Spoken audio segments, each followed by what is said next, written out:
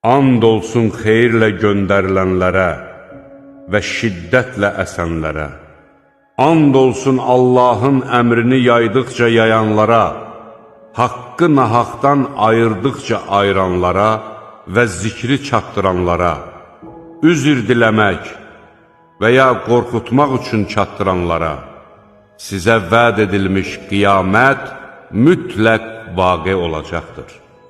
Ulduzlar sönəcəyi zaman, göy yarılacağı zaman, dağlar dağılacağı zaman, elçilərə vaxt təyin olunacağı zaman deyiləcəkdir.